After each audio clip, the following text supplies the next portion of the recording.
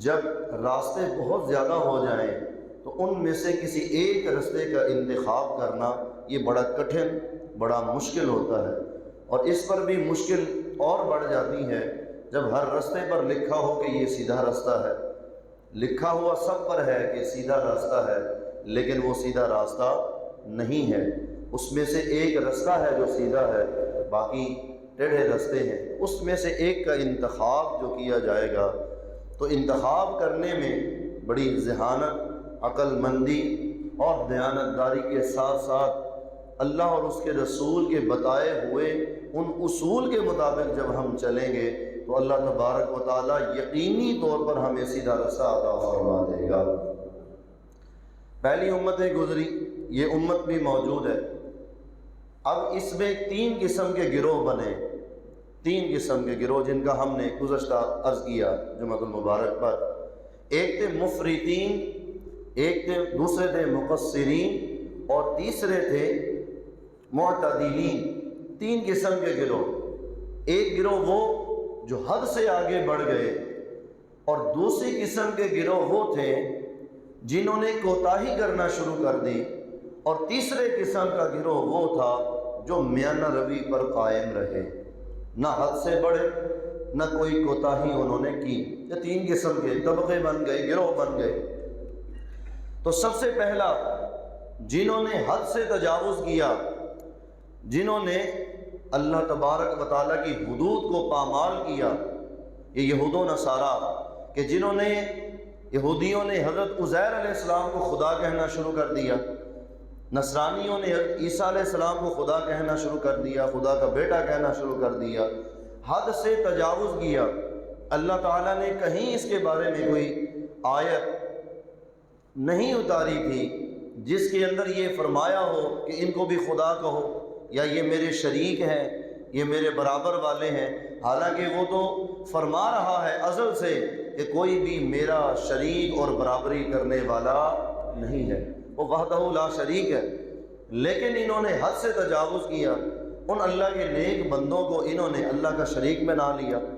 اور دوسری آیت ہم نے یہ پڑھی 10ویں پارے سے، اتخذوا احبارهم ورهبانهم اربابا من دون اللہ والمسیح ابن مریم، کہ انہوں نے جو ان کے عالم تھے، جو دنیا کو ترک کرنے والے لوگ تھے، ان کو اپنا بڑا بنا لیا، یہاں تک کہ انہیں خدا بنا لیا۔ احبارهم ورهبانهم، جو راہب تھے، جو ان کے علماء تھے، ان لوگوں کو انہوں نے اللہ کے مقابلے میں خدا بنا لیا، یعنی اللہ تعالیٰ کی بات کو چھوڑ دیتے تھے اور ان کی باتوں پر عمل کرتے تھے، جیسا یہ کہتے ویسا کیا کرتے تھے۔ تو اللہ تبارک و تعالیٰ نے ان کی مذمت فرمائی، فرمایا یہ کوئی سیدھا راستہ نہیں ہے، یہ درست طریقہ نہیں ہے کہ تم نے حد سے تجاوز کر دیا۔ تو حد سے جنہوں نے پھر تجاوز کیا، اللہ تعالیٰ فرماتا ہے پھر ہم نے انہیں دنیا میں ذلت دی، آخرت میں بھی ذلیل کرنے والا عذاب ان کو دیا جائے گا۔ اللہ تعالیٰ نے انہیں نیست و نابود کر دیا۔ یہ تھے حد سے تجاوز کرنے والے، کہ جن کے ایک اللہ تبارک و تعالیٰ نے عزت و توقیر بیان کی، انہیں حد سے بڑھا دیا۔ ٹھیک ہے، اس چیز کو ذہن میں رکھیے گا، یہ ہے حد سے بڑھنے والے۔ اور دوسرا طبقہ تھا مقصرین، کوتاہی کرنے والے۔ اب کوتاہی کرنے والوں کا کام کیا تھا؟ انہوں نے کیا کیا؟ فرمایا کہ انہوں نے یہ کیا کہ انبیاء علیہ السلام کی توہین شروع کر دی، انبیاء علیہ السلام کو قتل کر دیا۔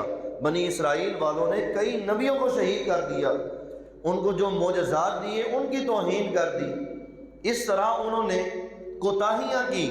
تو فرمایا یہ دوسرا گروہ ہے جنہوں نے کوتاہیاں کی، پہلا حد سے بڑھے، دوسرے کوتاہیاں کی، جو شان و عظمت اور مقام رتبہ ہم نے دیا تھا اس میں کمی کی انہوں نے۔ اور تیسرا گروہ وہ تھا کہ جنہوں نے نہ کمی کی نہ حد سے بڑھے بلکہ درمیان میں رہے، اس گروہ کو اعتدال پر رہنے والا گروہ کہا گیا۔ یہ درست راستے پر ہے۔ ہماری درس نظامی کی کتب میں سے کتاب ہے شرح التہذیب، جس میں صراط مستقیم کا معنی بیان کیا گیا۔ صراط المستقیم یعنی الطریق المستوی، جو درمیانہ راستہ ہے، سیدھا راستہ جو درمیانہ راستہ ہے، یعنی نہ یہ حد سے آگے بڑھے کہ بندوں کو خدا بنا دیں، نہ یہ حد سے نیچے جائیں کہ یہ ان کی کوتاہی اور بے توقیری کرنا شروع کر دیں، بلکہ جس کی شان اللہ نے جیسی بیان کی ہے اس کو ویسے ہی رہنے دیں، جو حق ان کا ہے ان کو وہی دیں۔ تو یہ اعتدال پر رہنے والا گروہ ہے، ان کو معتدلین کہتے ہیں۔ آج بھی اس دور کے اندر جہاں ہم بیٹھے ہیں، ہمارے مسلمانوں کے اندر بھی کلمہ پڑھنے والوں میں حد سے بڑھنے والے بھی ہیں اور کوتاہی کرنے والے بھی ہیں اور میانہ رستے پر چلنے والے بھی ہیں۔ مثال عرض کر دیتا ہوں، جنہوں نے حد سے تجاوز کیا ان کے بارے میں حضور علیہ الصلوۃ والسلام نے اپنی ظاہری حیات طیبہ میں ہی آگاہ فرما دیا تھا، اے علی تیرے بارے میں ایک گروہ حد سے بڑھ جائے گا یہاں تک کہ تجھے خدا کہنا شروع کر دے گا۔ یہ حد سے بڑھ گئے، تیری عزت و توقیر میں حد سے بڑھ جائیں گے، اور ایک تیری عزت و توقیر میں کمی لائیں گے کہ تو تیری تعظیم اور توقیر میں بے توقیری کریں گے، یہ نیچے چلے جائیں گے۔ حق پر وہی ہوں گے کہ جو تیرا مقام ہے تجھے وہی دیں گے، تجھے جو اللہ نے شان و عظمتیں دی ہیں اسی پر قائم رہیں گے۔ یہ اعتدال والا ہے، اور الحمدللہ اللہ تعالیٰ نے یہ اعتدال کا رستہ اہل سنت و جماعت کو عطا فرمایا ہے۔ ہم ان کی شان و عظمت بھی بیان کرتے ہیں، اور جو ان کی کوتاہی کرتا ہے ان کا رد بھی کرتے ہیں، منہ توڑ جواب بھی دیتے ہیں کہ اللہ نے جو ان کو شان دی ہے اس کا چرچا کرنا چاہیے، اور جو ان کی نہیں ہے اس کو بیان نہیں کرنا چاہیے، بلکہ جو شخصیت جس مقام کی ہے اسے وہی مقام دینا چاہیے۔ اس لیے ہم نے کہا حضور اکرم نور مجسم صلی اللہ علیہ وآلہ وسلم کی شان یہ ہے، بلکہ یوں کہیے کہ سب سے اعلیٰ سب سے عرفہ شانیں جن کا کوئی مقابلہ نہیں ہے کائنات کے اندر، کسی جہان کے اندر، وہ صرف اللہ کی ذات ہے، وہ صرف اور صرف اللہ کی ذات ہے۔ اور اللہ تعالیٰ کی ذات کے بعد اگر کسی کا مقام اور رتبہ بلند اور عرفہ و اعلیٰ ہے تو وہ اللہ تعالیٰ نے اپنے حبیب کو عطا فرمایا ہے۔ بعد از خدا بزرگ توئی قصہ مختصر، ہم صرف یہ عقیدہ۔ اس کے بعد صحابہ و اہل بیت ہیں جن کو اللہ نے شان و عظمتیں عطا فرمائی۔ حضرات گرامی، تو اعتدال پر جو گروہ ہے وہی صحیح عقیدہ رکھنے والا ہے، جو حد سے بڑھے وہ مفرطین، اور جنہوں نے حد سے نیچے لا کر رکھ دیا وہ مقصرین۔ دعا کرے اللہ نہ ہمیں حد سے بڑھنے والوں میں بنائے، نہ ہمیں کوتاہی کرنے والوں میں بنائے، بلکہ اللہ تبارک و تعالی ہمیں اعتدال پر رہنے والوں میں شامل فرمائے۔ یہی اہل حق ہے، یہی اہل حق ہے۔ حضرات گرامی، عقیدہ ان کا ہی ٹھیک ہے جو اعتدال کے رستے پر چل رہے ہیں، اور ہمیں اللہ تعالیٰ نے ایسے لوگ عطا فرمائے ہیں۔ ہماری ہسٹری اہل سنت و جماعت کی 1400 سالہ یہ ہسٹری چلی آ رہی ہے، یہ سلسلہ چلا آ رہا ہے۔ آپ شروع سے دیکھیں، اہل بیت اطہار کے افراد کو دیکھ لیجئے، صحابہ کرام علیہم رضوان کو دیکھ لیجئے، ان کا عقیدہ اللہ رب العزت کی ذات کے حوالے سے اور محبوب مصطفیٰ کی ذات کے حوالے سے کبھی تبدیل نہیں ہوا ہے، کبھی ضرورت ہی نہیں پڑی۔ اس کے بعد تابعین آئے، تبع تابعین آئے، ہاں اس وقت ایک طبقہ کھڑا ہوا، دو طبقے، میں دو کا نام لوں گا وقت مختصر ہونے کی وجہ سے۔ دو طبقے کھڑے ہوئے، ان میں سے ایک طبقہ وہ تھا جو قرآن شریف کے مخلوق ہونے کا قائل ہو گیا، جنہیں معتزلہ کہتے ہیں۔ معتزلہ، انہوں نے یہ عقیدہ لوگوں میں پھیلانا شروع کر دیا کہ قرآن مخلوق ہے، جبکہ اہل سنت کا یہ عقیدہ ہے کہ قرآن مخلوق نہیں ہے بلکہ اللہ کا کلام ہے۔ قرآن اللہ کا کلام ہے، وہ مخلوق نہیں ہے۔ ٹھیک ہے، یہ یاد رکھیے ہمیشہ، قرآن اللہ کا، بولنے سارے، قرآن اللہ کا کلام ہے۔ یہ ایک گروہ پیدا ہوا جن کو معتزلین کہتے ہیں، انہوں نے یہ عقیدہ لوگوں کو پڑھانا شروع کر دیا، یہاں تک کہ نیچے سے اوپر جاتے ہوئے بڑے بڑے عمراء کو بھی انہوں نے قابو میں کیا، ان کی زبانوں سے بھی یہ عقیدہ، اس دور میں جب یہ عقیدہ پروان چڑھ رہا تھا تو یہ دور حضرت امام احمد بن حنبل رضی اللہ تعالیٰ عنہ کا دور تھا۔ ان کو بھی مجبور کیا گیا کہ آپ بھی یہی عقیدہ رکھیے کہ قرآن مخلوق ہے، اللہ کا کلام نہیں ہے۔ تو امام احمد بن حنبل رضی اللہ تعالیٰ عنہ وہ بندے ہیں کہ وقت کے بادشاہ کے سامنے، وقت کے حکمران کے سامنے آپ ڈٹ گئے اور اسے کہا کہ تم جو چاہو کہتے رہو، ہم تمہاری بات کو تسلیم نہیں کریں گے۔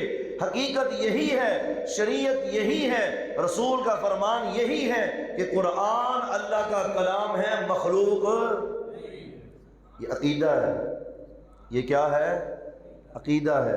حد سے بڑھنے نہیں دیا، کوتاہی کرنے نہیں دی ہے، یہاں تک کہ سالوں تک جیل میں رہے، روزانہ کوڑے مارے جاتے رہے، انہوں نے یہ ستم سہے، یہاں تک کہ دنیا سے چلے گئے، لیکن اس عقیدے کے اندر کسی کو گڑبڑ کرنے نہیں دی ہے۔ یہ آج بھی ہمارے لیے ان کا احسان ہے کہ انہوں نے اس وقت اس عقیدے کو بچایا کہ قرآن اللہ کا کلام ہے، مخلوق نہیں ہے۔ اس لیے آج ہم کہہ رہے ہیں کہ قرآن اللہ کا، ان کا احسان ہے ہمارے اوپر، عقیدے کے لیے کام کیا۔ اسی طرح امام مالک ہیں، انہوں نے عقائد کی پاسداری کی۔ مسجد نبوی شریف کے اندر وقت کا گورنر موجود ہے، اونچی آواز سے بولنے لگا، فرمایا آواز نیچے کرو، خبردار تم نے اگر آواز اونچی کی۔ اس نے کہا یہ کیا بات ہوئی میرے سامنے تم اونچے بول؟ آپ نے کہا، آپ نے اس سے فرمایا تم یہ سمجھتے ہو کہ تمہیں اونچا بولنے کی اجازت ہو مسجد نبوی شریف کے اندر؟ ہرگز نہیں ہو سکتی۔ کیا تم نے رب تعالیٰ کا فرمان نہیں سنا؟ لا ترفعوا اصواتکم فوق صوت النبی، یہ رسول اللہ موجود ہیں اور ان کی بارگاہ میں کسی کو آواز اونچا کرنے کی اجازت نہیں ہے۔ خبردار، میں تمہیں حکم دیتا ہوں کہ تم آواز اپنی پست کر لو ورنہ تمہیں میں خود کوڑے ماروں گا۔ عقیدہ بچایا کہ نہیں بچایا؟ تعظیم مصطفیٰ کا عقیدہ انہوں نے بچایا، اور دوسرا انہوں نے یہ سبق بھی پڑھایا کہ جس طرح حضور کی ظاہری زندگی میں یہ حکم موجود تھا، حضور کے ظاہری وصال کے بعد بھی یہ حکم موجود دیا کہ نہیں عقیدہ ہمیں؟ جو ہے، جیسا ہے ویسا انہوں نے پڑھایا اور کر کے دکھایا انہوں نے۔ خبردار، کسی کو اجازت نہیں ہے۔ اس پر آپ کے اوپر بھی ظلم ستم کیے گئے، آپ کے ساتھ بھی جو سلوک کیا گیا وہ بھی تاریخ میں لکھا ہے۔ اگر یہاں سے چلتے آئیں اختصار کے ساتھ اگر دیکھیں تو قریب کے اندر حضرت شیخ مجدد الفسانی شیخ احمد سرہندی رحمۃ اللہ تعالی علیہ، نقشبندیوں کے امام، انہوں نے وقت کے ایک بہت بڑے بادشاہ جلال الدین اکبر کے سامنے کھڑے ہو کر اسے بتایا کہ تم جو اکبری دین لے کے آ رہے ہو وہ شریعت مطہرہ سے ٹکرا رہا ہے۔ جب دین اسلام موجود ہے تو کسی اور دین کی یہاں اجازت، اس کے سامنے کھڑے ہو گئے۔ اسی طرح حضرت پیر مہر علی شاہ قادیانیوں کے خلاف آئے اور انہوں نے خاتم النبیین کا عقیدہ مضبوط کر کے دکھایا، اور جھوٹے نبی کو، وہ جھوٹا دعویٰ کرنے والا، وہ مدعی، اسے ذلیل و خوار کر کے رکھ دیا۔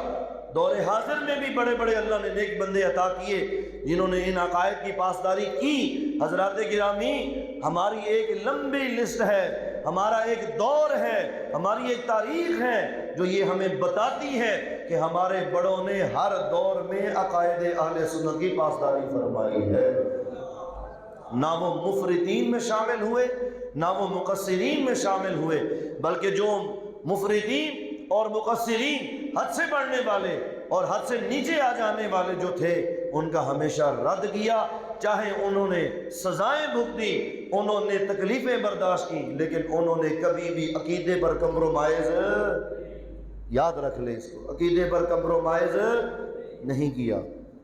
دوسری بات، عقیدے کی اہمیت اس حوالے سے بھی سمجھیے، عقیدے کی اہمیت اس حوالے سے بھی سمجھیے کہ نبی کریم صلی اللہ علیہ وآلہ وسلم کو 40 سال کی عمر میں اللہ تبارک و تعالیٰ کی طرف سے یہ حکم ہوا کہ اعلان فرما دیجئے اپنے نبی ہونے کا، اظہار فرما دیجئے۔ اس وقت سے لے کر جب تک نماز فرض نہیں ہوئی، حج فرض نہیں ہوا، روزہ فرض نہیں ہوا، زکوٰۃ فرض، اس سے پہلے عبادات کا سلسلہ کیا تھا؟ عبادات کا سلسلہ کیا تھا؟ اگر آپ نماز کو بھی لے لیں تو نماز کے فرض ہونے سے پہلے حضور علیہ الصلوۃ والسلام نے کیا کام کیا تھا؟ کس چیز پر حضور نے زور دیا تھا؟ حضور علیہ الصلوۃ والسلام نے سب سے زیادہ عقیدوں پر زور دیا تھا کہ یہ جو بت ہیں جن کے آگے تم سر ٹکاتے ہو، جنہیں تم خدا سمجھتے ہو، یہ جھوٹے ہیں، یہ خدا نہیں ہیں، ان کے بارے میں کوئی سند نہیں ہے۔ عقیدہ یہی رکھو کہ اللہ وحدہ لا شریک ہے، اور یہ عقیدہ رکھو کہ میں محمد اللہ کا رسول ہوں۔ یہ تمہارا عقیدہ ہونا چاہیے۔ ان چند سالوں کے اندر حضور نے عقیدے کے اوپر ہی زور دیا ہے۔ جو تعلیم دی عقیدے کی دی ہے، اور جب نمازیں آئیں، حج آئے، تو پھر ان میں اخلاص سکھایا کہ جو عقیدہ پہلے بن چکا ہے، یعنی بنیاد پہلے، توجہ ہے، بنیاد پہلے حضور نے بنائی کہ ان کا عقیدہ اللہ رب العزت کے بارے میں اور مجھ محمد مصطفیٰ صلی اللہ علیہ وآلہ وسلم کے بارے میں پہلے ٹھیک ہونا چاہیے۔ جب یہ عقیدہ ٹھیک ہوگا، اس کے اوپر جو عمارت کھڑی کی جائے گی وہ اتنی مضبوط ہوگی کہ آج بھی جب ہم ذکر کرتے ہیں تو ادب اور احترام کے ساتھ ہی ان کا ذکر کرتے ہیں۔ عقیدے پر قائم رہے جو اللہ تعالیٰ سے اور اللہ کے حبیب سے انہوں نے حاصل کیا تھا، تو عقیدے پر حضور نے زور دیا۔ اس کے بعد اللہ تبارک و تعالیٰ نے قرآن شریف میں 81 مرتبہ ان الذین آمنوا وعملوا الصالحات کا ذکر فرمایا۔ ایمان کا تعلق عقیدے کے ساتھ ہے، اور عامل الصالحات میں نماز، روزہ، حج، زکوٰۃ وغیرہ ساری چیزیں آتی ہیں، جس سے پتہ چلتا ہے پہلے عقائد کا درست ہونا ضروری ہے، کیونکہ ان کی یہ بنیاد ہے ایمان کی، ان کے اوپر ایمان کھڑا ہوا ہے۔ یہ بنیاد مضبوط ہوگی تو اس کے اوپر جب اعمال کی بنیاد رکھیں گے، اللہ تبارک و تعالیٰ ان ساری چیزوں کو اس بنیاد پر قبول فرمائے گا۔ ورنہ مثال کے ساتھ سمجھے، ورنہ آج بھی یہودی موجود ہیں، آج بھی عیسائی موجود ہیں، آج بھی مشرکین موجود ہیں، منافقین موجود ہیں، لیکن ان کا کوئی عمل قابل قبول کیوں نہیں قبول ہے؟ کیوں؟ اس لیے کہ ان کے عقائد درست نہیں ہیں، اور عقیدہ جو اللہ تعالیٰ نے عطا فرمایا، اللہ کے حبیب نے دیا ہے، وہ کیا؟ اللہ وحدہ لا شریک ہے اور محمد اللہ کے رسول ہیں، یہ عقیدہ عطا فرمایا۔ اب یہودی اس پر عمل نہیں کرتا، عیسائی اس پر عمل نہیں کرتا، کوئی مشرک اس پر عمل نہیں کرتا، منافق اس کے مطابق نہیں چلتا، ادھر بھی رہتا ہے ادھر بھی رہتا ہے، اس لیے نہ ادھر کا ہے نہ ادھر کا ہے۔ یہ جو بھی عمل کر لے، اللہ بھی یہی فرما رہا ہے، اللہ کے حبیب بھی یہی فرما رہے ہیں، یہ جتنی مرضی عبادت کھڑی کر لیں ان کی بنیاد مضبوط، لہذا جیسے ہی ہمارے حکم کی ہوا چلے گی ان کی ساری دیواریں ڈھہ جائیں گی، کیونکہ بنیاد ان کی مضبوط نہیں ہے۔ جن کی بنیادیں مضبوط ہیں، اگرچہ عمل تھوڑا کیا ہوگا، میں اپنی جناب سے اس کو بڑھا چڑھا کے لوگوں کو دکھاؤں گا کہ یہ ہیں جو میرے اوپر اور میرے حبیب پر ایمان رکھنے والے ہیں۔ اب سمجھے اس کی بنیاد کتنی مضبوط ہونی چاہیے، کتنا اہم ہے عقیدہ ہماری اس زندگی کے اندر۔ اس کے بعد غور کریں، غور کیجئے گا، میں آپ کو ایک مثال دے دوں حدیث پاک سے۔ لوگ سمجھتے ہیں کہ جی عمل دیکھے جائیں گے، عملوں کے اوپر سارا دار و مدار، نہیں۔ حضور نے بھی فرمایا نا انما الاعمال بالنیات، اعمال کا دار و مدار کس پہ ہے؟ اور نیت کا تعلق عقیدے کے ساتھ ہے، نیت کا تعلق عقیدے کے ساتھ ہے، عقیدے کے ساتھ اس کا معاملہ ہے۔ ایک صحابی رسول، جامع ترمذی کے اندر یہ روایت موجود ہے، ایک آدمی نبی کریم علیہ الصلوۃ والسلام کی بارگاہ میں حاضر ہوا۔ نبی کریم علیہ الصلوۃ والسلام مختصر حضور کے سامنے حاضر ہو کر کہنے لگے ہاتھ آگے بڑھائیے، مسلمان ہونا چاہتا ہوں۔ حضور علیہ الصلوۃ والسلام نے ہاتھ آگے بڑھایا، یہ حدیث پاک سے مثال ہے۔ حضور نے ہاتھ آگے بڑھایا، انہوں نے ہاتھ میں ہاتھ رکھا، یہاں تک کہ کلمہ پڑھ کے مسلمان ہو گئے۔ اب مسلمان ہونے کے ساتھ ساتھ انہوں نے حضور کا دیدار کیا، صحابی رسول بھی بن گئے۔ اس کا مطلب ہے صحابی عمل سے، توجہ، صحابی عمل سے نہیں بنتا بلکہ حضور کی نگاہ کرم سے بنتا ہے، حضور کی نگاہ کرم سے بنتا ہے۔ یہ بھی عقیدے کے ساتھ جڑ گیا۔ بہرحال صحابی بن گئے، اب ادھر سے وہ فری ہوئے، باہر نکلتے ہیں، اعلان ہو رہا ہے چلو جہاد پہ جانا ہے۔ اپنی زرہ پکڑی، تلوار اٹھائی، سواری پر بیٹھے، نکل پڑے۔ اب جا رہے ہیں تو ان کے گھوڑے کو ٹھوکر لگی، گھوڑا یوں اچھلا تو آپ پیچھے گرے، جیسے ہی وہ پیچھے گرے ان کا سر پتھر سے ٹکرایا، وہیں شہید ہو گئے۔ وہیں کیا ہو گئے؟ شہید ہو گئے۔ اب شہادت کا تعلق بھی عقیدے کے ساتھ ہے۔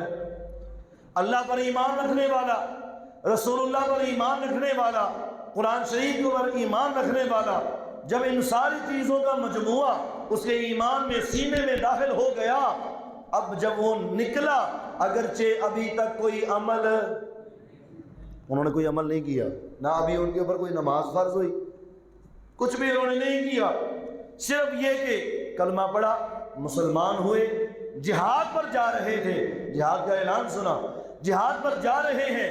اب اللہ کے حبیب نے فرمایا، اللہ کے حبیب نے جو اس نیت کے ساتھ زندگی گزارتا ہے، یہ حدیث صحیح ہے، سارے جانتے بھی ہیں، پڑھتے بھی ہیں، کہ جو اس نیت کے ساتھ زندگی گزارے کہ جب بھی میرے اوپر جہاد فرض ہوا میں جہاد کے لیے نکلوں گا اور اللہ کی راہ میں جان قربان کروں گا، اگرچہ وہ اپنے بستر پر شہید ہو جائے، اللہ شہادت کا مقام عطا فرمائے گا۔ اگر ایک عام بندے کو یہ شہادت کا مقام مل سکتا ہے تو وہ صحابی رسول جو ابھی ایمان لائے، حضور کی زیارت کی، صحابی بنے، جہاد پر نکلے، ادھر ان کو موت آئی، ادھر اللہ تعالیٰ نے انہیں شہادت کا رتبہ بھی عطا فرما دیا ہے۔ کوئی عمل ابھی انہوں نے نہیں کیا ہے، لہٰذا اس سے سمجھ آ گیا کہ عمل بعد میں ہے، عقیدہ عمل بعد میں ہے، عقیدہ پہلے ہے۔ اس کے بعد قبر میں ہم سب نے جانا کہ نہیں؟ اس چیز کو سن کر پتہ نہیں ہمارے لوگوں کو کیا ہوتا ہے، فوراً گھبرا جاتے ہیں، اچھا قبر یاد کراتی ہیں۔ کبھی گھر میں بیٹھے ہو نا جی تو بات چیت ہو رہی ہے، کوئی بندہ بات کر دینا جی اوے قبر نو یاد، او یار تو چپ کر جا یار، کہڑیاں گلاں شروع کر دی ہیں، کوئی اور گل کر، ایسے جیسے مرنا ہی نہیں ہے اور مر کے قبر میں جانا نہیں ہے۔ او بھائی تو جو مرضی کر لے، اللہ تعالیٰ نے قرآن شریف میں 5ویں پارے میں فرمایا وَلَوْ كُنْتُمْ فِي بُرُوجٍ مُشَيَّدَةٍ، اگرچہ تم سرنگوں کے اندر گھس جاؤ، موت وہاں بھی تمہیں آ لے گی۔ تم موت سے بھاگ سکتے، کہیں ہم جا سکتے؟ جب نہیں جا سکتے تو طے شدہ بات ہے، ہم مخلوق ہیں اور ہم نے مرنا ہے، ہم نے طے ہے، ہم نے مرنا ہے۔ تو جب مرنا ہے، قبر میں جانا ہے، پھر ٹھلے پہ آ گیا جو نا جی قبر جانا کہ نہیں؟ بولو صحیح، قبر جانا ہے۔ کتنے سوال ہونے نے؟ سارے جانتے ہیں نا جی، 3 سوال ہونے ہیں۔ یہ میں ان کے لیے کہہ رہا ہوں جو آپ کو یہ کہے عمل پر زیادہ زور دو، عمل پر زیادہ زور دو، اسے کہو نہیں، عقیدے پر زیادہ زور ہے۔ کس پر زیادہ زور ہے؟ عقیدے پر زیادہ زور ہے۔ بنیاد مضبوط ہونی چاہیے، عمارت لمبی نہیں، عمارت لمبی چوڑی بنانے کی حاجت نہیں، بنیاد مضبوط ہو۔ آپ بنیاد مضبوط کریں، عقیدہ پہلے مضبوط کریں۔ 3 سوال کیا ہونے ہیں؟ پہلا کیا سوال ہے؟ پہلا من ربکا، کیا سوال ہے؟ من ربکا، تیرا رب کون ہے؟ کیا سوال ہے؟ تیرا رب، اور ہمارا جواب کیا ہے؟ ہمارا جواب کیا ہے؟ تیاری ہے الحمدللہ، جڑے بولے نے انہوں دی ہے، باقی دی نہیں ہے نا۔ ہمارا رب کون ہے؟ یہ ہماری تیاری ہے الحمدللہ، ٹھیک ہے جی، یہ سوال ہے۔ دوسرا سوال کیا ہے؟ ماں دینوں کا، تیرا دین کیا ہے؟ ہمارا دین کیا ہے؟ یہ ہماری تیاری ہے۔ تیسرا سوال کیا ہے؟ ما کنت تقول فی حق ھذا الرجل محمد صلی اللہ علیہ وسلم، بخاری شریف کے حوالے سے یہ عرض کیا، اس میں یہ ہے کہ تم ان محمد صلی اللہ علیہ وآلہ وسلم کے بارے میں دنیا میں کیا کہا کرتے تھے؟ تو ہم کیا کہتے ہیں؟ وہ ہمارے نبی ہیں، ہمارے آقا ہیں، ہمارے رسول ہیں۔ ہاں جی، عبدہ و رسولہ، اشہد ان لا الہ الا اللہ وحدہ لا شریک لہ واشہد ان محمدا عبدہ و رسولہ۔ یہ ہمارا عقیدہ ہے۔ اور حضرات گرامی، تینوں سوال عمل کے بارے میں نہیں ہے۔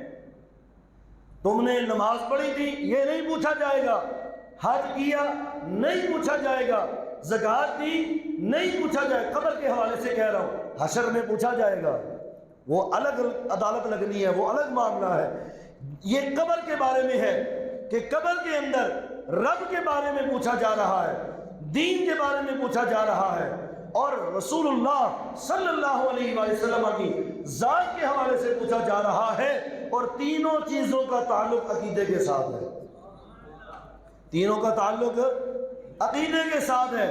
اب اگر ایک یہودی، ایک نصرانی، ایک مشرک جس نے ساری زندگی فلاحی کام کیے، یتیموں کو پالا، مسکینوں کو پالا، بڑے بڑے ملکوں کو گرانٹیں دی، سارا کچھ کیا، آئی ایم ایف سمجھے ہو، آئی ایم ایف قرضے دے رہے ہیں، پال رہے ہیں، دے رہے ہیں، اور سب سے بڑے صاحب بھی جو ساری دنیا میں بانٹ رہے ہیں ڈالرز، ادھر سے سعودیہ والے ریال بانٹ رہے ہیں، سارا کچھ کر رہے ہیں، لیکن بنیاد نہیں ہے، مضبوط نہیں ہے، عقیدہ ٹھیک نہیں ہے، تو قبر میں ان ساری چیزوں نے کام دینا نہیں ہے۔ جب ان سے پوچھا جائے گا تیرا رب کون ہے، اگرچہ وہ کہہ بھی دیں کہ ہمارا رب اللہ ہے، تو ان سے دوسرا جب سوال کیا جائے گا تیرا دین کیا ہے، تیرا دین کیا ہے، تو وہ کیا کہے گا؟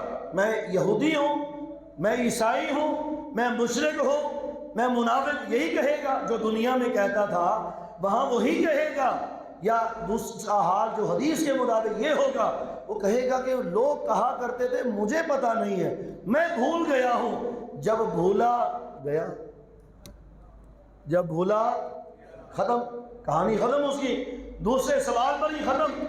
اب منافق بھی یہاں ہوگا، منافق کہے گا ہاں میرا دین اسلام ہے، لیکن جب اس سے پوچھا جائے گا دنیا میں رسول اللہ کے بارے میں کیا کہا کرتا تھا، پڑھا جائے گا کہ نہیں؟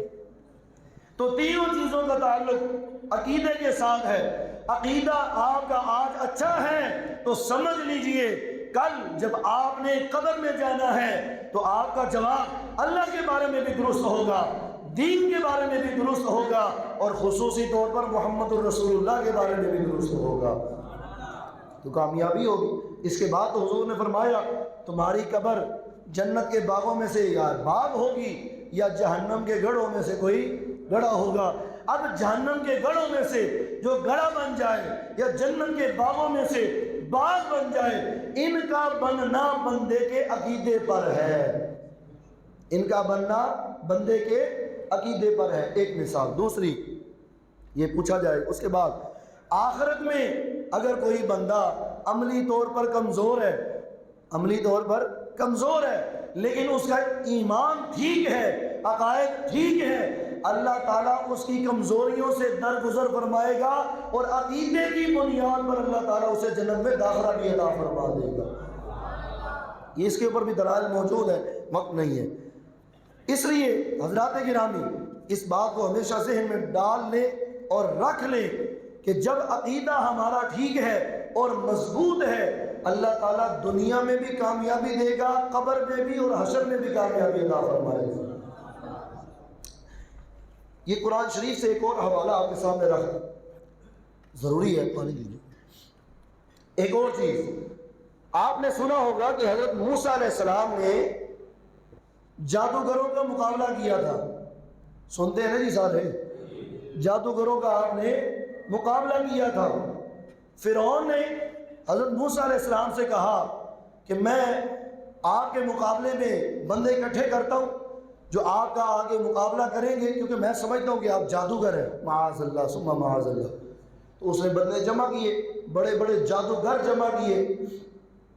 اب ہوا یہ کہ جس دن کا وعدہ تھا کہ اس دن جمع ہوں گے، سارے جادوگر جب جمع ہو گئے انہوں نے آپس میں مشورہ کیا، انہوں نے جو باتیں سنی اس کے مطابق انہوں نے آپس میں مشورہ یہ کیا کہ اگر یہ واقعی جادوگر ہے، واقعی جادوگر ہے، تو یہ ایک امر واضح ہے کہ جب جادوگر سوتا ہے تو اس کا جادو بھی سو جاتا ہے، یہ طے ہے، وہ سو گیا اس کا جادو بھی سو جاتا ہے، جادوگر کا جادو اس کے ساتھ سو جاتا ہے۔ ہم یہ کرتے ہیں کہ رات کو چھپ کر دیکھیں گے کہ اس کا بندے کا کیا معاملہ ہے۔ اب انہوں نے رات کو چھپ کر جہاں موسیٰ علیہ السلام آرام فرما رہے تھے اس جگہ کو جب جا کر دیکھا کہ وہ ڈنڈا جس کو لاٹھی بنا کر ساتھ رکھتے تھے، اللہ کے حکم سے وہ اژدہا بن کے آپ کی پہرے داری کر رہا ہے۔ وہ سمجھ گئے انہوں نے کہ ابھی یہ بندے نہ ٹکر لینی چنگی نہیں، اس بندے نہ ٹکر لینی چنگی نہیں۔ انہوں نے رات کو ہی طے کر لیا تھا کہ ہم اس بندے کا مقابلہ نہیں کر سکتے، کیونکہ ہم جادوگر ہیں اور ہم جانتے ہیں کہ جب ہم سوتے ہیں ہمارا جادو بھی سو جاتا ہے، یہ بندہ جادوگر نہیں ہے، جو یہ کہتا ہے واقعی وہ حق ہے، لہٰذا ہمیں اس کا مقابلہ نہیں کرنا چاہیے۔ لیکن انہوں نے سوچا کہ اگر نہ کر دی تو صبح فرعون ہماری گردنیں اڑا دے گا، لہٰذا ان کے سامنے جائیں گے، ادب کا لحاظ کریں گے اور اس کے بعد جو چیز ہمیں یہ دکھائیں گے اس کے مطابق فیصلہ کریں گے۔ فیصلے کا دن آ گیا، مجمع لگ گیا، حضرت موسیٰ علیہ السلام آ گئے تو ان جادوگروں نے کیا کہا؟ قالوا یا موسیٰ اما ان تلقی و اما ان نکون اول من القا، اے موسیٰ پہلے آپ اپنا سب کچھ دکھائیں گے یا ہم اپنی رسیاں پھینکیں؟ مفسرین لکھتے ہیں انہوں نے عدل کیا، ورنہ وہ جادو پہلے دکھا سکتے تھے، انہوں نے عدل کیا کہ اے موسیٰ اگر آپ کی اجازت ہو تو پہلے آپ ہی خود دکھا دیں، بعد میں ہم کر لیں گے، یا آپ کی اجازت ہو تو پہلے ہم دکھا دیں۔ تو موسیٰ علیہ السلام نے فرمایا اور رسیاں کے لیے یہ پاؤ آئے تھے، ذرا چھٹو تھے، انہوں نے رسیاں پھینکی، لوگوں کی نظروں پر جادو کیا۔ اب کیا ہوا کہ جتنے بندے وہاں تھے ان پہ جب جادو ہو گیا، انہوں نے سمجھا یہ سانپ ہے، رسیاں ہلاتے وہ ہلتی تو وہ سمجھتے سانپ ہے، کوئی ادھر بھاگ رہا ہے کوئی ادھر بھاگ رہا ہے۔ جب یہ منظر دیکھا موسیٰ علیہ السلام ذرا ایک قدم پیچھے ہوئے، اللہ تعالیٰ نے فرمایا لا تخف موسیٰ، آپ نہ ڈریں، آپ کے ہاتھ میں جو ڈنڈا ہے نا ذرا ڈالیں تو صحیح سے۔ جیسے ہی ڈنڈا ڈالا وہ اژدہا بن گیا اور اژدہا صاحب نے سارے ان کی رسیاں نگل لی، ختم شد، سارا کچھ ختم شد، سارا کچھ وہاں سے ختم ہو گیا۔ اب ایک تفسیر کے مطابق حضرت موسیٰ علیہ السلام کے پاس جو ڈنڈا تھا، فرعون کے دربار میں جب آپ گئے اور اس نے کہا کہ کیا نشانی لے کر آئے ہو اگر تم اللہ کے رسول ہو، تو فرمایا اچھا میں تینوں وہانا، پہلے ہاتھ بغل میں ڈالا، باہر نکالا تو سورج سے بھی زیادہ روشن، پھر ڈالا پہلے کی طرح ہو گیا۔ دوسرا جب دکھایا وہ ڈنڈا تھا، ڈنڈے کو اس کے سامنے جیسے ہی ڈالا اژدہا بنا۔ فرعون اپنے تخت پر بیٹھا تھا، جیسے ہی اس نے دیکھا کہ یہ اژدہا بنا، پہلے تو کرسی سے نیچے گرا، پھر دم دبا کے بھاگا، یہاں تک کہ اس کی ہوا بھی خارج ہو گئی۔ یہ حالت تھی اس کی جو خدا بنا بیٹھا تھا۔ حضرات گرامی، یہ اژدہا دیکھ کر اس کی یہ حالت ہوئی، ان کی یہ حالت ہوئی۔ جب یہ سارا معاملہ وہاں ہوا تو اللہ تعالیٰ فرماتا ہے جب ان جادوگروں نے یہ دیکھا کہ یہ جادو نہیں ہے تو انہوں نے سمجھ لیا یہ اللہ کے رسول ہیں اور جو یہ دکھا رہے ہیں یہ اللہ کی نشانی ہے۔ یہ کیا ہے؟ اللہ کی نشانی۔ اسی وقت سجدے میں گر گئے اور کہنے لگے کہ ہم ایمان لائے موسیٰ اور ہارون کے رب پر، موسیٰ اور ہارون کے رب پر۔ فرعون نے سنا، اس نے کہا میری اجازت سے پہلے مسلمان ہو گئے ہو، فَلَأُقَطِّعَنَّ أَيْدِيَكُمْ وَأَرْجُلَكُمْ مِنْ خِلَافٍ ثُمَّ لَأُصَلِّبَنَّكُمْ أَجْمَعِينَ۔ اس نے کہا میں تمہارے ہاتھ پاؤں کاٹ دوں گا، سولی چڑھا دوں گا۔ انہوں نے کہا اب ہم مومن ہو چکے ہیں، تو جو کرنا ہے کر۔ انا آمنا بربنا لیغفر لنا خطایانا وما اکرہتنا علیہ من السحر واللہ خیر وابقا. ہم اللہ پر ایمان لے آئے ہیں اور آخر ہم نے اللہ کی بارگاہ میں ہی لوٹنا ہے. اس طرح جائیں گے اللہ تعالی ہمیں اور زیادہ اجر و ثواب عطا فرمائے گا. مفسرین نے لکھا کہ جب اس نے ان کے ہاتھ پاؤں کاٹے، سولی چڑھایا، سولی اس نے چڑھایا، اللہ تبارک و تعالیٰ نے ڈائریکٹ ان کو جنت میں داخل فرما دیا ہے. اب آپ سے سوال ہے، کس بنیاد پر جنت میں گئے؟ کس بنیاد پر گئے ہیں؟ نمازیں پڑھ کے، حج کر کے، روزہ رکھ کے. ہم یہ نہیں کہتے کہ ان چیزوں کی اہمیت نہیں ہے، یہ فرض ہیں، یہ اللہ کے حکم ہیں، ان پر چلنا، ان پر عمل کرنا ضروری ہے، لازم ہے. لیکن جو بنیاد ہے پہلے اس کو سمجھنا ضروری ہے. وہ بنیاد کیا ہے؟ وہ بنیاد وہ ایمان ہے، اور وہ ایمان عقیدہ ہے. اور وہ عقیدہ ان جادوگروں کا کیا تھا کہ ہم موسیٰ اور ہارون کے رب پر ایمان لائے. قرآن گواہی دے رہا ہے موسیٰ اور ہارون کے رب پر ایمان لائے ہیں. تو جو موسیٰ اور ہارون کے رب پر ایمان لائے یعنی اللہ پر ایمان لائے، موسیٰ اور ہارون کو اللہ کا نبی تسلیم کیا، اللہ تعالیٰ نے ان دو عقیدوں کی بنیاد پر ان کے پچھلے گناہ بھی معاف کر دیے اور جنت میں داخلہ بھی عطا فرما دیا. تو کیا چیز مضبوط کرنا ضروری ہوئی؟ عقیدہ. اچھا مختصر کرتا ہوں ورنہ گفتگو تو بہت ساری ہے. آج کے دور میں اس کی زیادہ ضرورت کیوں ہے؟ آج کے دور میں اس کی زیادہ ضرورت کیوں ہے کہ اس کو زیادہ مضبوط کیا جائے؟ ہر چوک میں، ہر دکان میں، ہر ڈیرے پہ، ہر گلی کے کونے پہ، اور ہر وہ جگہ جہاں چار بندے بیٹھنے والے ہیں، بازار ہے، گلیاں ہیں، چوراہے ہیں، ہر بندہ مفتی بیٹھا ہوا ہے. ہر بندہ مفتی بیٹھا ہوا ہے. چھوٹی موٹی بات تو ہے ہی کوئی نہیں، یا کافر کسی کو بنا رہا ہے یا مسلمان کسی کو بنا رہا ہے. اس سے پیچھے تو بات آ ہی نہیں رہی ہے.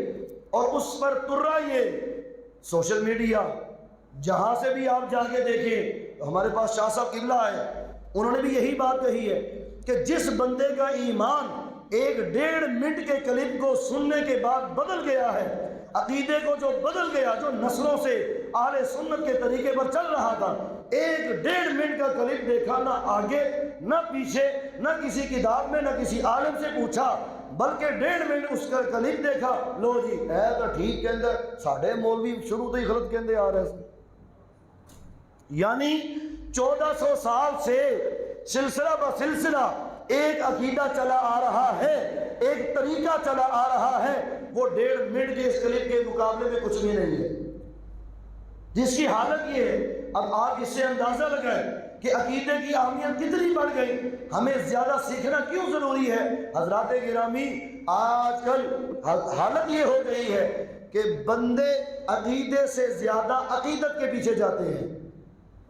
شروع میں ہم نے عرض کیا تھا، نظریہ، عقیدت اور عقیدہ تینوں الگ چیزیں ہیں. نظریہ بھی تبدیل ہوتا ہے، اس کے مطابق بندہ اپنی سوچ کے مطابق چلتا ہے. عقیدت بھی بدلتی رہتی ہے، لیکن ایک چیز ہے جو کبھی نہیں بدلتی، اور وہ عقیدہ ہے. اور وہ کیا ہے؟ عقیدہ. عقیدہ کبھی تبدیل ہونے والا نہیں ہے، کیونکہ عقیدے کی بنیاد قرآن اور محبوب مصطفیٰ کا فرمان ہے. نظریے کی بنیاد ہماری سوچ، عقیدت کی بنیاد ہماری محبت ہے. لوگ محبت میں انے ہو کر اللہ کو بھی چھوڑ رہے ہیں، اللہ کے رسول کو بھی چھوڑ رہے ہیں، صحابہ کو بھی چھوڑ رہے ہیں، ائمہ کرام کو بھی چھوڑ رہے ہیں، اولیاء اللہ کو بھی چھوڑ رہے ہیں. کس بنیاد پر؟ عقیدت کی بنیاد پر. یہ سوشل میڈیا پر بیٹھے ہوئے لوگ جنہوں نے ایسا چورن بیچا، ایسی پھکی بیچی، انہوں نے، خریداروں نے کہا کہ اس سے بہترین پھکی تو کوئی بیچ نہیں سکتا. میں تو کبھی کبھی سوچتا ہوں، میں اپنی بات کر رہا ہوں، میں تو کبھی کبھی سوچتا ہوں ہماری قوم کی اب حالت جو ہو چکی ہے، خدا نہ خواستہ ان ایام میں اگر دجال آ جائے، یہ تو اللہ رسول کو چھوڑ کر اس کے پیچھے پڑ جائیں گے. سچی بات کہہ رہا ہوں، سچی بات. جن کی حالت یہ ہے کہ 1.5 منٹ کا 2 منٹ کا کلپ سن کر اہل سنت کے عقائد کے خلاف ہو گئے جو 1400 سال سے چلا آ رہا ہے، اس سے جو پھر گیا ہے وہ دجال کے ایک کارنامے کے سامنے کیا ہوگا؟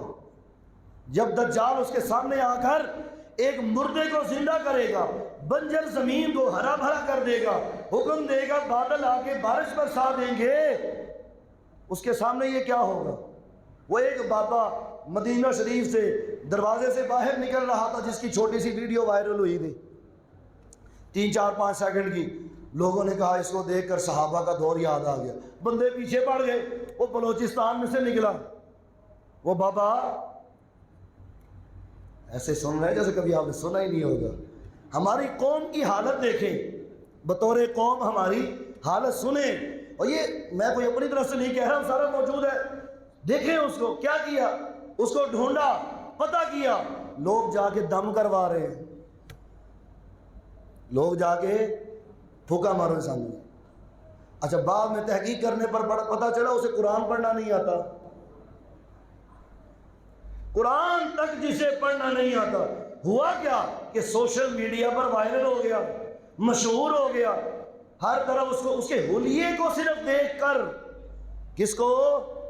حلیے کو دیکھ کر لوگ ایسے فدا ہو گئے، اندھا دھند، کوئی اعلان کر رہا ہے میں اسے 5 مرلے کا پلاٹ دوں گا فلاں سوسائٹی کے اندر، میں اسے گاڑی دوں گا، وہ بکریاں چرانے والا بابا سادہ سا آدمی، میں اس کو یہ دوں گا، میں یہ دوں گا، میں یہ دوں گا، یہ اتنا نیک آدمی ہے، یہ اتنا نیک آدمی، یہ اتنا نیک آدمی ہے، یعنی جنہوں نے دن رات ایک کر کے دین کا پیغام آگے پہنچایا، جنہوں نے دین کی خدمت کی، جو دین اسلام کا صحیح چہرہ آپ کے سامنے لا رہے ہیں، وہ سارے فضول، اور ایک بندہ جو ان پڑھ ہے، جاہل ہے، قرآن صحیح پڑھنا نہیں آتا ہے، اور وہ بندہ سب کا قائد بن گیا ہے، وہ دم بھی کر رہا ہے، لوگوں کو ہاتھ بھی پھیر رہا ہے، لوگ جا کے برکتیں بھی لے رہے ہیں۔ تو جب ایک عام آدمی جو بلوچستان کے کسی پرلے گاؤں میں سے نکلا، اس کے ساتھ عقیدت اور احترام کا، لوگوں کا حلیہ دیکھ کر یہ حال ہے، تو جب اس کو دیکھیں گے جو ہے ہی دھوکہ دینے والا دجال، تو لوگوں کی حالت کیا ہوگی؟ تو بچے گا کون؟ سوال ہے نا، اب اسی پوائنٹ پہ ہم آ گئے، بچے گا کون؟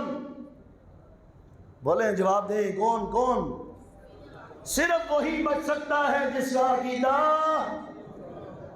جس کا عقیدہ مضبوط ہوگا، جنہوں نے سیکھا ہوگا کہ عقیدہ مضبوط کیسے کرتے ہیں، عقیدے کے مطابق کیسے چلتے ہیں، جنہوں نے اپنی بنیاد مضبوط کی ہوگی، وہ لاکھ شعبہ بازی کر لے اس کے اوپر وسنے والے نہیں ہوں گے۔ بلکہ میں آپ کو سنا بھی دیتا ہوں، ایک بندے کو پکڑے گا، کہے گا کہ میں تیرا رب ہوں، دجال کے اپنے بارے میں کہے گا کہ میں تیرا رب ہوں، وہ کہے گا نہیں تو دجال ہے، نہیں تو دجال ہے، نہیں تو دجال ہے، وہ کہے گا کہ تم میرے اوپر اگر ایمان نہ لائے تو میں تمہیں اپنی جہنم میں ڈال دوں گا، اس کے بائیں طرف جہنم اور دائیں طرف جنت ہوگی اس کی بنائی ہوئی، دھوکہ۔